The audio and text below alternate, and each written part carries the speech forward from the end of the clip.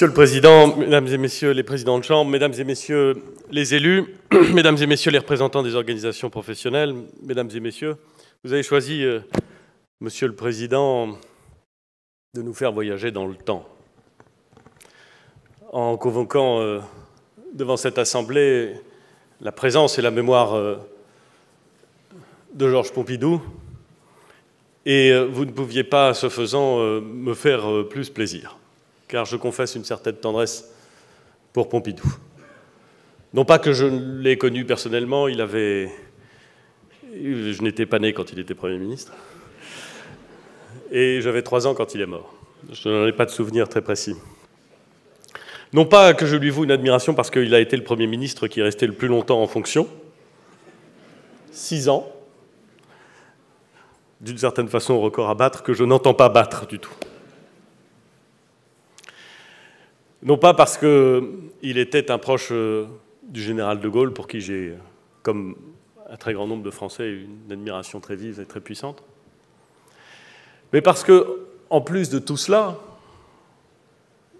Georges Pompidou était un homme de lettres. Un vrai homme de lettres. Un homme pour qui la littérature comptait, un homme pour qui la culture comptait, et un homme qui aurait été sensible au charme de la citation que vous nous avez lue dans un français classique, mais je dirais parfait. Et finalement, puisque vous convoquez Georges Pompidou ici, je voudrais, en faisant référence à sa culture littéraire et notamment de lettres classiques, vous proposer un voyage encore un peu plus lointain dans le temps et dans l'espace. Vous êtes remonté jusqu'à 1600, je vous propose de nous retrouver vers moins 146 avant Jésus-Christ, et vous nous avez emmenés en Ardèche, puisque l'auteur que vous avez cité devait avoir un lien fort avec l'Ardèche, si je me souviens bien. Et bien, je vous propose d'aller plus au sud, d'aller jusqu'à Carthage. Pourquoi Carthage ? Pourquoi Carthage ? Parce que, au terme de la Troisième Guerre punique, les Romains s'étant battus en Sicile d'abord, qui était le grenier à blé de Rome, puis sur le territoire italien face aux éléphants d'Hannibal, c'était la Deuxième Guerre punique, les Romains finirent par vouloir, comme le dit la célèbre formule, détruire Carthage. Et ils y parvinrent, et ils détruirent Carthage. Et ils firent 2 choses très intéressantes, tout à fait fascinantes pour qui s'intéresse à la conduite des affaires publiques et à l'avenir des peuples. D'abord, après avoir détruit totalement Carthage, la légende dit, l'histoire dit qu'ils recouvrirent de sel l'ensemble des champs qui entouraient Carthage afin que plus rien ne pousse autour de la ville et que la puissance, qui était avant tout une puissance commerciale, ne puisse jamais être reconstruite en étant dépourvue de ressources naturelles et de ressources agricoles. Et puis ils ramenèrent quelque chose de Carthage. Bon, ils ramenèrent sans doute bien des choses de Carthage. J'imagine que la fin de la ville fut marquée par des pillages. Enfin, ils revinrent à Rome avec un objet tout à fait fascinant, un livre. Ce livre, il est écrit par un agronome. Ça n'est pas un traité militaire, ça n'est pas un traité philosophique, c'est un livre écrit par un agronome qui s'appelle Magon. Magon. Je le dis. Et ce traité d'agronomie est une somme de l'époque sur comment planter et comment cultiver et semer dans les meilleurs endroits. Et je trouve qu'il y a quelque chose d'assez fascinant à imaginer qu'au IIe siècle avant Jésus-Christ, lorsqu'il a fallu que Rome s'impose comme une puissance sans aucune espèce de compétiteur dans la Méditerranée occidentale et dans la Méditerranée centrale, ce que Rome ait ramené de Carthage était un traité d'agronomie. Les siècles passent, mais les questions demeurent. Les réponses changent, parce que les environnements, les préoccupations, les techniques changent. Mais la question de savoir comment on se nourrit, comment on assoit son développement, comment on assoit son développement sur une agriculture forte, elle reste une question à laquelle tous les pays, tous les États sont confrontés. Les Romains ont inventé beaucoup de choses, mais vous l'avez rappelé, Monsieur le Président, c'est la France, celle du général de Gaulle et de Georges Pompidou, qui, dans le courant des années 60, a inventé les chambres d'agriculture. Depuis, ces chambres sont dépositaires et diffuseurs d'un savoir qui est à la fois ancestral et aussi en perpétuelle évolution, et peut-être même en perpétuelle interrogation. Ces évolutions, ces interrogations, nous les avons partagées avec vous et avec bien d'autres dans le cadre des États généraux de l'alimentation, à l'issue desquels nous avons défini un cap pour les 5 prochaines années. Un cap que nous nous efforçons de suivre depuis 1 an. Nous défendons ainsi, avec détermination, dans l'Union européenne et dans les négociations internationales, des normes exigeantes et protectrices dans les domaines de la qualité de l'alimentation, de la santé et de l'environnement. Nous le faisons valoir auprès de nos partenaires européens et auprès de la Commission lors de chaque négociation internationale. Et vous avez rappelé, Monsieur le Président, le nombre important de discussions et de négociations qui avaient été engagées. Certaines sont arrivées à leur conclusion, d'autres ont été engagées et ne parviendront pas avant longtemps à d'hypothétiques conclusions. Nous avons renoué le fil du dialogue et bâti un consensus qui est un consensus fragile, j'en ai parfaitement conscience, mais enfin qui est un consensus tout de même, pour améliorer le revenu des agriculteurs, pour valoriser les productions et pour répondre aux attentes des consommateurs. Il n'y a pas de réponse unique, compte tenu de la très grande diversité de notre territoire et de notre agriculture. J'aurai l'occasion d'y revenir. Nous avons présenté le projet de loi issu des États généraux de l'alimentation dès le début de cette année, comme nous l'avions promis. Le débat parlementaire touche à sa fin. Il a été à chaque fois intense, quelle que soit la Chambre, l'Assemblée ou le Sénat devant laquelle il était présenté. Encore la semaine dernière à l'Assemblée nationale, le ministre pourrait faire état de l'intensité des débats. Et oui, il pourrait. Je vous garantis qu'il pourrait. Et vous le savez, je crois. Tout l'enjeu va consister désormais à nous assurer que les outils qui ont été définis et qui seront, je n'en doute pas, définitivement votés très prochainement, pourront être mis en œuvre, être diffusés et produire leurs effets. Nous avons déployé le volet agricole du Grand Plan d'investissement. Son coordonnateur national, Olivier Alain, se charge désormais de susciter des projets dans les territoires. Enfin, dans le cadre de la négociation de la PAC, nous avons constitué, et je veux saluer très sincèrement et très chaleureusement les efforts de Stéphane Travert en la matière, un socle de propositions communes avec 22 États membres sur le budget et les futures priorités de la PAC. C'est indispensable, car lorsque l'on veut obtenir quelque chose dans notre système européen, quelle que soit l'intelligence de nos arguments, quelle que soit la justesse de nos positions, nous ne réussissons à prévaloir que si nous sommes entourés d'alliés et si nous arrivons à aligner les intérêts de nos partenaires avec les nôtres. C'est ce qu'a fait avec beaucoup d'ardeur et beaucoup de talent Stéphane Travert, et je l'en remercie. Nos positions sur ces projets sont connues, je n'y reviens pas aujourd'hui. Le calendrier est donc respecté, les outils se mettent en place. Nous avons fait une partie du chemin, mais je ne dirais pas que parce que nous avons fait une partie du chemin, il n'y aurait plus rien à faire, au contraire. 60 ans après Edgar Pisani, que l'on aurait pu citer aussi, nous avons plus que jamais besoin de vous pour accélérer, pour accompagner, pour transformer notre modèle agricole, en particulier dans 3 domaines. Le premier domaine dans lequel nous avons besoin de vous, c'est l'amélioration de la rémunération des producteurs et le rééquilibrage de la chaîne de valeur. C'est, nous le savons, un sujet clé des États généraux de l'alimentation, un sujet sur lequel, je vous le dis, nous ferons preuve à la fois d'une très grande vigilance et, s'il le faut, d'une très grande fermeté, Monsieur le Président. Les prochaines négociations commerciales, celles qui portent sur l'année 2018-2019, vont être, de ce point de vue, un test grandeur nature, un vrai test puisque pour la première fois, elles vont intégrer les outils qui résultent de la discussion et de l'adoption prochaine de la loi sur les états généraux de l'alimentation.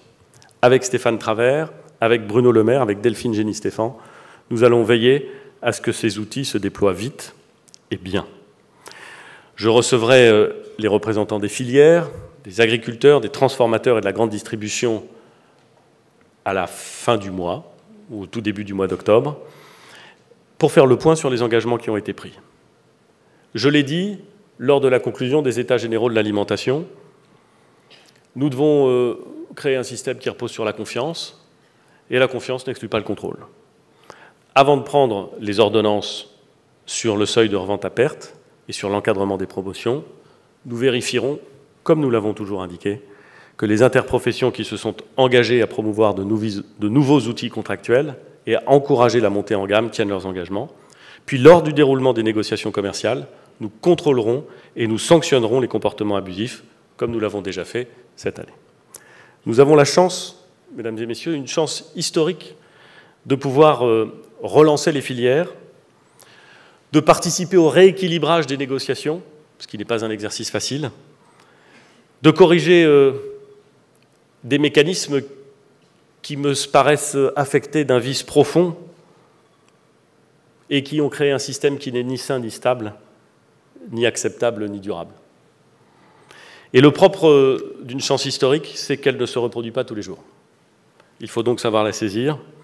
Les chambres d'agriculteurs ont un rôle à jouer en la matière pour relayer cet état d'esprit et aider le monde agricole à saisir cette chance. Deuxième domaine, respecter, développer la diversité de l'agriculture française. J'ai eu l'occasion de le souligner à plusieurs reprises. En France, nous avons, et c'est une chance, nous profitons et nous travaillons à développer non pas une agriculture, mais des agricultures différentes. Notre défi est de continuer à faire coexister dans l'Union européenne une agriculture exportatrice de céréales, de produits laitiers, de vin, demain de viande bovine en Chine, et une agriculture qui développe des produits bio et qui est présente dans les marchés locaux, les circuits courts. Elles ne s'excluent pas, elles se complètent, elles peuvent même parfois se conjuguer. Elles doivent exister impérativement tous les deux pour que nous soyons collectivement à la hauteur des enjeux.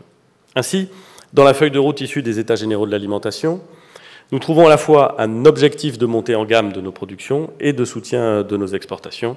On trouve également des recommandations sur les investissements et l'accompagnement des agriculteurs dans cette transition qui vous concerne, bien entendu, au premier chef. Alors, nous arrivons au terme du débat législatif sur le projet de loi. Je voudrais insister sur le rôle essentiel des chambres d'agriculture pour atteindre l'objectif de 50% de produits bio, locaux et écologiques dans la restauration collective en 2022. C'est un objectif dont vous savez parfaitement, beaucoup mieux que beaucoup d'autres Français, combien il est ambitieux. Mais c'est un engagement fort du Président de la République et je pense que c'est un objectif sain, là encore, pour nous tous. Les chambres d'agriculture s'impliquent déjà dans sa réalisation dans le cadre des projets alimentaires territoriaux et plusieurs d'entre vous sont partenaires de projets qui visent à mettre en relation les agriculteurs avec la restauration collective pour, là encore, enclencher des mécaniques vertueuses qui nous permettront d'atteindre les objectifs. Dès le vote définitif de la loi, nous lancerons la concertation avec les élus et les opérateurs de restauration collective pour recenser les bonnes pratiques, pour les diffuser et pour mobiliser les moyens du volet agricole du grand plan d'investissement afin de permettre la réalisation concrète des engagements que nous prenons. Troisième domaine, la protection de la santé et de l'environnement. Nous connaissons le calendrier précis des discussions à venir au niveau européen sur les molécules les plus préoccupantes pour la santé et l'environnement. Chacun doit s'y préparer. Ce calendrier, il nous engage et le gouvernement respectera les échéances. La feuille de route est tracée, elle a fait l'objet de concertation, elle a fait l'objet d'un débat public, elle doit désormais être mise en œuvre. Nous avons fait le choix ambitieux, affirmé, parfois contesté, de sortir du glyphosate 3 ans après le renouvellement qui avait été donné à l'échelon européen. Nous devons le faire, et nous ne pouvons le faire qu'en accompagnant les agriculteurs et en diffusant des alternatives. En parallèle, il nous faut approfondir la recherche et le développement sur les productions qui ne disposent pas encore de ces alternatives. Ces productions, nous les connaissons, elles ont été identifiées en décembre dernier par le rapport de l'Institut national de la recherche agronomique. L'Assemblée nationale a confirmé cette approche raisonnable. Les chambres, avec les autres réseaux de développement, sont concernés au premier chef.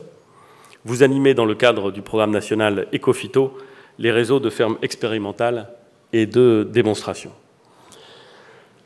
L'objectif de 30 000 fermes engagées dans la réduction de l'utilisation des pesticides n'est pas encore atteint. Nous devons donc accroître la mobilisation générale pour rattraper ce retard et pour proposer aux agriculteurs des solutions qui soient crédibles techniquement et viables économiquement. Dans le cadre, je vais faire comme vous, Monsieur le Président, je vais utiliser la retenue collinaire, comme disait.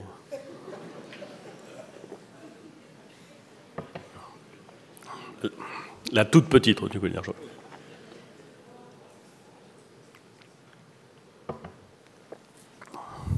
Dans le cadre des objectifs que je viens de rappeler, le gouvernement souhaite conforter les entreprises agricoles sous toutes leurs formes.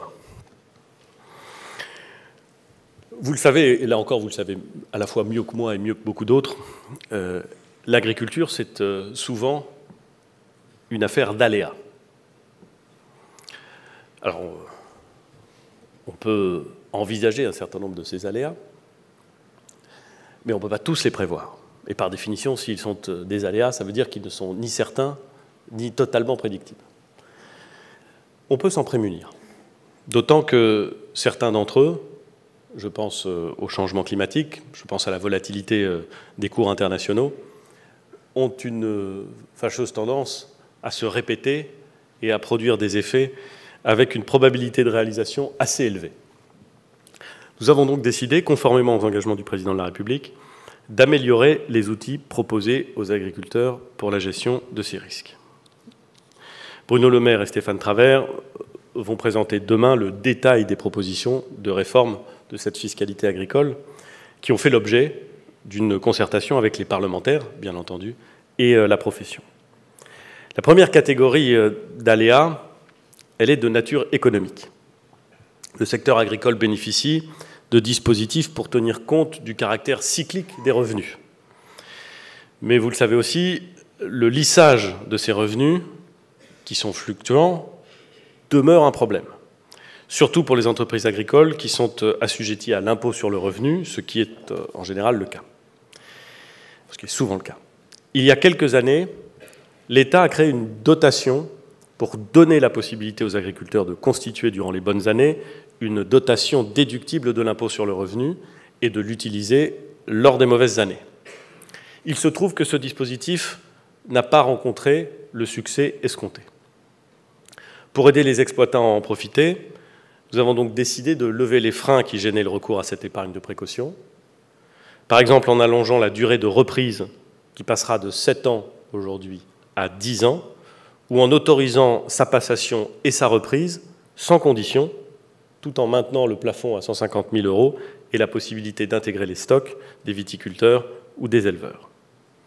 Dans le même temps, nous voulons adapter le cadre comptable de l'impôt sur les sociétés aux spécificités de l'activité agricole pour faciliter sa diffusion. Une autre manière de faciliter la gestion de vos entreprises, c'est de faciliter la transmission des exploitations. Nous allons ainsi proposer de tripler le plafond d'exonération des transmissions de baux ruraux à long terme et d'élargir le crédit vendeur qui permet d'étaler l'imposition des plus-values lors des cessions. C'est moins littéraire que Pompidou, mais vous savez que c'est important. Dernière manière de réduire l'aléa économique, mieux adapter la fiscalité aux activités annexes des agriculteurs qui permettent de diversifier et donc de sécuriser les revenus. Nous ferons en sorte que la réalisation d'activités accessoires dans certaines limites ne remette plus en cause les exonérations de taxes foncières ou de CFE dont bénéficient les agriculteurs. En corollaire, nous supprimerons la dotation pour investissement ainsi qu'un certain nombre d'incitations qui poussent les exploitants à investir parfois et même souvent de manière artificielle dans le matériel agricole il nous paraît qu'il vaut mieux constituer une véritable épargne de précaution les bonnes années plutôt que d'utiliser les plus-values, plutôt qu'utiliser les liquidités qu'on aurait en une année donnée pour réaliser des investissements en vue de plus-values de court terme. Enfin, nous proposons de revoir l'abattement sur le bénéfice des jeunes agriculteurs afin de le recentrer sur les bénéfices les moins élevés. Toujours en matière fiscale, vous avez peut-être noté que le gouvernement souhaite engager une augmentation de la TICPE sur le gazole non routier, en cohérence avec nos engagements en matière de transition écologique. Je vous confirme que les agriculteurs ne seront pas concernés par cette augmentation. Mais nous n'allons pas seulement les protéger ou vous écarter de cette hausse, nous allons également faire évoluer le système de remboursement pour le rendre plus favorable aux agriculteurs. En 2019, les agriculteurs continueront à payer à l'achat le taux actuel, mais nous souhaitons réduire progressivement le taux de taxation à l'achat pour que les agriculteurs n'aient plus à attendre le remboursement qui est aujourd'hui accordé en année N+1. Cette évolution, nous allons la faire sur 3 ans, ce qui contribuera de façon assez significative à améliorer la trésorerie des exploitants sur cette période, pour un montant qui n'est pas négligeable, puisque globalement, c'est une amélioration de trésorerie d'un montant de 500 millions d'euros, en allant vers un système où les agriculteurs paieront directement le bon prix, pour dire les choses simplement. Quand on parle fiscalité, il est assez fréquent qu'on soit amené à évoquer également le sujet des cotisations sociales.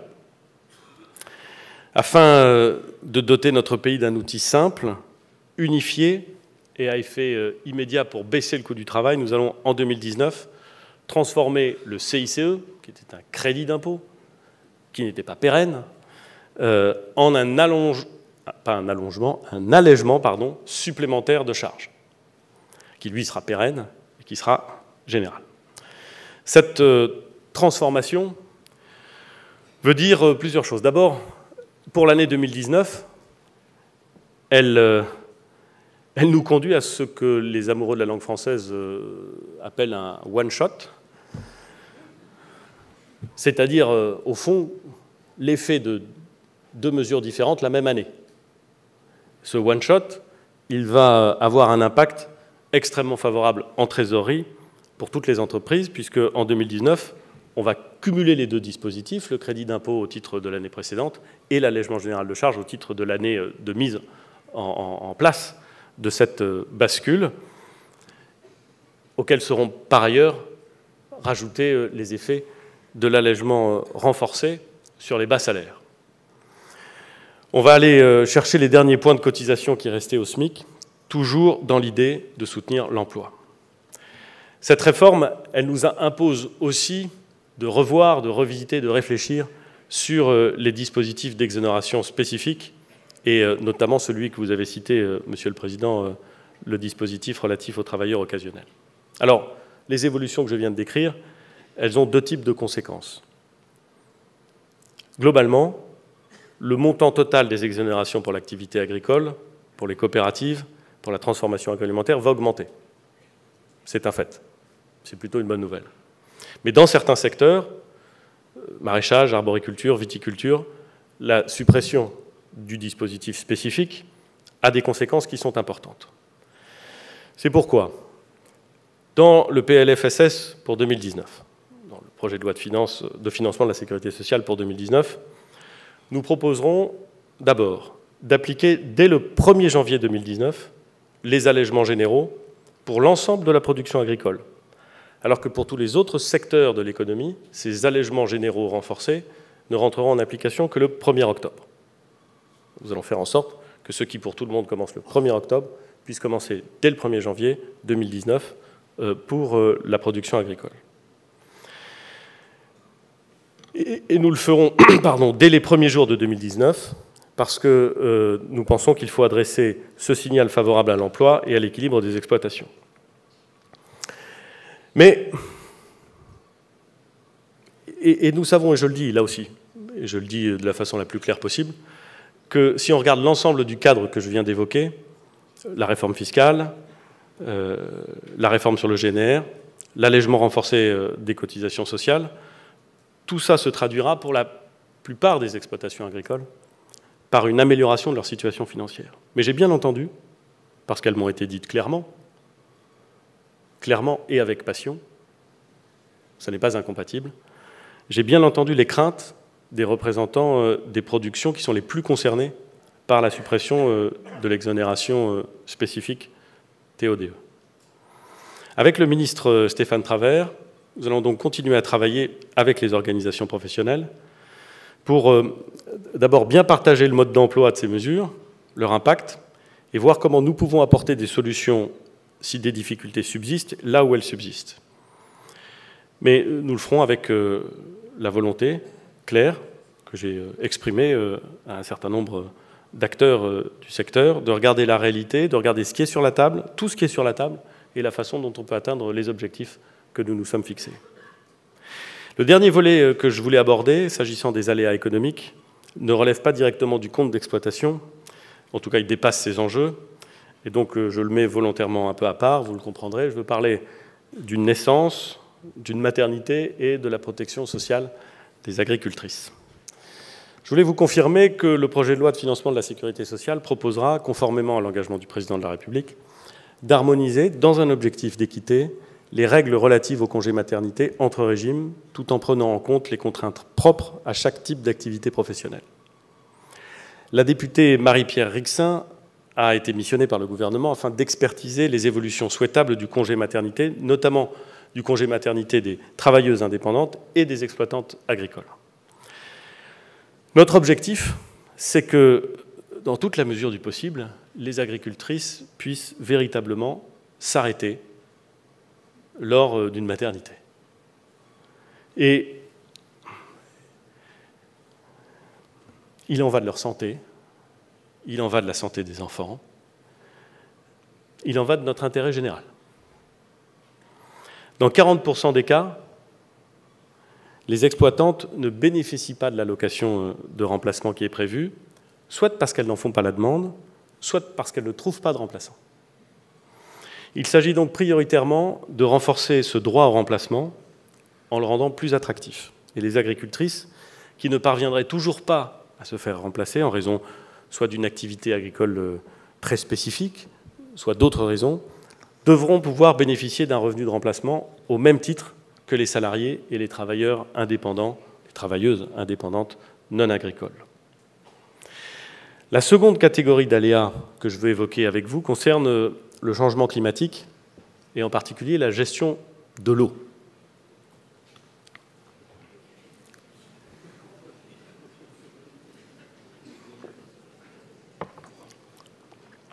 Chaque année, et tout indique que cela peut se développer, nous connaissons des épisodes de sécheresse qui sont plus ou moins localisés et plus ou moins importants. Des indemnisations existent, mais celles-ci ne sont accessibles qu'après évaluation des pertes. Et au fond, elles sont un mécanisme correctif. Elles ne sont en soi jamais satisfaisantes. Et probablement d'ailleurs jamais complètement suffisantes. D'où la nécessité de prévenir ces risques. Une ressource vitale qui se raréfie, c'est une ressource qu'on doit gérer de manière à la fois précautionneuse et partagée. À défaut, et on le constate ailleurs, nous assistons, et nous assisterons de plus en plus, dans de nombreux territoires, à une situation de blocage des projets de retenue d'eau. Ce blocage résulte le plus souvent, pas toujours, mais le plus souvent, de l'absence de consensus sur la maîtrise d'ouvrage des projets, sur la répartition des différents usages, sur le niveau de prélèvement permettant de préserver la qualité des eaux et des milieux. Avec François de Rugy et avec Stéphane Travert, nous sommes convaincus de deux choses. Cette situation de blocage in fine est préjudiciable à tout le monde dans le contexte du changement climatique. Et la solution, deuxième conviction, ne pourra être trouvée qu'à l'échelle des territoires et des bassins hydrographiques concernés, en associant l'ensemble des parties prenantes et des usagers. Le président de la République avait pris un certain nombre d'engagements et, conformément à ces engagements, nous avons lancé, à l'été 2017, une mission d'expertise sous l'autorité du préfet Biche sur les difficultés rencontrées sur le terrain Cette mission vient d'achever ses travaux et le gouvernement entend suivre les recommandations de cette mission. Dès le 1er janvier 2019, nous encouragerons donc la méthode que préconise le rapport, dite des projets de territoire pour la gestion de l'eau. Une méthode qui privilégie une gestion concertée de la ressource, tenant compte des éléments scientifiques et des besoins de l'ensemble des usagers, y compris, évidemment, ceux du secteur agricole. Une méthode qui, c'est vrai, implique que le monde agricole poursuive son adaptation et l'adaptation de ses productions et de ses pratiques au changement climatique, mais une méthode qui lui permet d'accompagner cette transformation.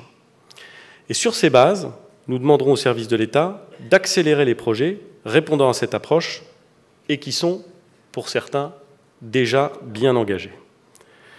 Nous leur demanderons aussi d'appuyer les maîtres d'ouvrage des projets à rectifier. Enfin, nous adapterons l'instruction de 2015 sur le financement des projets de territoire par les agences de l'eau pour que ces dernières puissent accompagner les projets de retenue répondant à ces nouveaux critères. Vous êtes, mesdames et messieurs, pardon de le dire comme ça, je parle des chambres d'agriculture, vous êtes des établissements publics reconnus, mûrs, grâce auxquels les pouvoirs publics disposent d'un maillage fin du territoire. Ce qui est extrêmement précieux à un moment où la réussite de ce que nous entreprenons dépend en grande partie de la qualité de l'accompagnement. Vous, comme nous, avons une obligation de résultat vis-à-vis des agriculteurs qui ne sont pas opposés au changement, mais qui veulent qu'on les aide, vis-à-vis aussi des Français, qui sont exigeants en la matière, et comme nous tous, parfois traversés par des injonctions paradoxales. Qu'il s'agisse de la future politique agricole commune, de la séparation de la vente et du conseil des pesticides, des projets alimentaires territoriaux ou des suites des États généraux, les chambres d'agriculture ont, Monsieur le Président, un rôle absolument essentiel à jouer. D'où le souhait du gouvernement de formaliser d'ici l'été prochain ces évolutions, ces défis, dans le cadre d'un contrat d'objectifs avec votre réseau, comme cela se fait avec presque tous les grands établissements publics. Dans ce cadre, nous souhaitons réfléchir avec vous au maillage, aux missions. Nous avons, avec la loi pour un État au service d'une société de confiance, des instruments qui nous permettent d'avancer. Nous présenterons rapidement des projets qui nous permettront d'engager la concertation avec vous. Le contrat d'objectifs devra clarifier vos activités d'expérimentation, de conseil, de diffusion, et notamment leur articulation avec celle des autres organisations professionnelles. Il devra évidemment traiter de l'adéquation des moyens et des missions afin d'accompagner la régionalisation de certaines missions et de consolider, je le dis clairement, de consolider l'échelon départemental pour les missions qui lui reviennent. C'est une ligne directrice de l'ensemble des réflexions et des réformes que nous allons engager s'agissant de l'organisation territoriale. Nous voulons faire en sorte que l'échelon départemental ne soit pas systématiquement, parfois à dessein, parfois même presque par accident ou en tout cas par des intérêts moins privilégiés que l'échelon régional. Et nous pensons que la proximité, ça compte dans le conseil, ça compte dans la confiance, ça compte évidemment dans l'activité des chambres.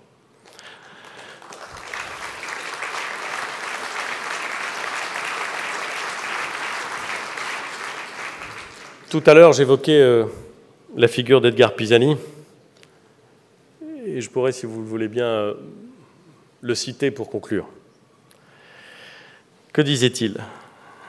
Et quelque chose qui dépasse très largement le champ de notre rencontre cet après-midi et qui pourrait être comme une exhortation à tous ceux qui ont des responsabilités et qui doivent les exercer.